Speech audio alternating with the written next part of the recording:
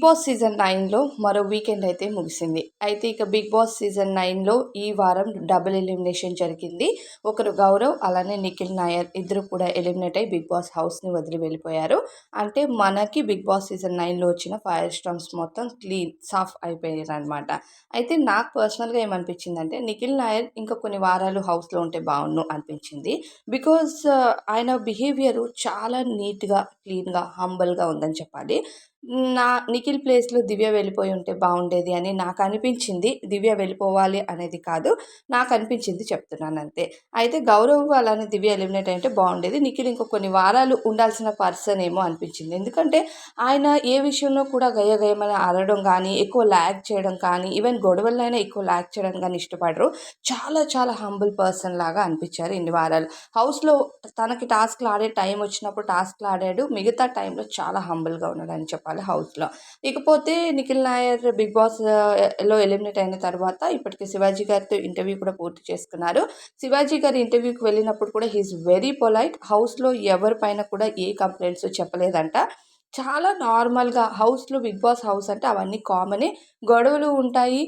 Sometimes ప్రేమలు ఉంటాయి అన్నట్టుగా మాట్లాడారట. సో, ఒక్కొక్కరి కోసం చెప్తూ నేను భరణి గారు, సుమన్ శెట్టి గారితో కాస్తో కూస్తో ఎక్కువగా మాట్లాడాను. మిగతా వాళ్ళతో అంతా నార్మల్‌గానే ఉన్నాను. నేను ఎవరి కోసం కూడా ఎక్స్‌ప్లెయిన్ చేయలేను ప్రాపర్‌గా అన్నట్టుగా చెప్పారట. ఇకపోతే హౌస్‌లో కళ్యాణ్ అలానే తనుజ బిహేవియర్ ఎలా ఉంటది అని అడిగితే, కళ్యాణ్ నిజంగా చాలా మంచివాడు. కళ్యాణ్ మొన్న ఎమోషనల్ అయినప్పుడు కూడా లిటరల్లీ మేమందరం కూడా ఎమోషనల్ అయిపోయాము. కళ్యాణ్ ఏది ఎక్స్‌ప్రెస్ చేయలేడని నేను ముందే అనుకున్నాను. మొన్న కళ్యాణే దాన్ని ఓపెన్‌గా చెప్పాడు. నిజంగా ఆ అబ్బాయి ఏది ఎక్స్‌ప్రెస్ చేయలేడు. తనూజ ఎక్కువగా అరుస్తూ ఉంటుంది.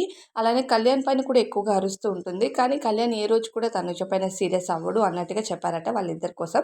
అయితే డెఫినెట్‌గా వాళ్ళిద్దరిలోనే ఒకరు విన్నర్ అయితే అవుతారు. అది నాకు పక్కా క్లారిటీ ఉంది అన్నట్టుగా కూడా చెప్పారట నిఖిల్ నాయర్. ఇక హౌస్‌లో ఇమాన్యుయల్ అప్పటికే బావుంటాడు. అప్పటికే ఫ్లిప్ అవుతాడు. సో, కరెక్ట్‌గా ఉంటాడు. ఈ టైంలో మనకు మాటిస్తే నెక్స్ట్ అలానే మాట మీదే ఉంటాడని చెప్పలేము. సో, ఇమాన్యుయల్ బిహేవియర్ అలా ఉంటుంది. ఇక దివ్య అయితే ప్రతి దాన్ని లాగ్ చేస్తూ ఉంటుంది. అది ఫుడ్ విషయంలో అయినా అవ్వచ్చు, ఏ విషయంలో అయినా సరే చాలా లాగింగ్ పర్సన్ అని చెప్పాడట దివ్యకి.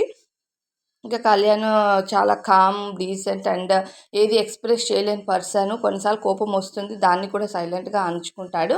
ఇంకా సుమన్ శెట్టి గారి బిహేవియర్ అయితే తెలిసిందే. Genuine person. చాలా బావుంటాడు.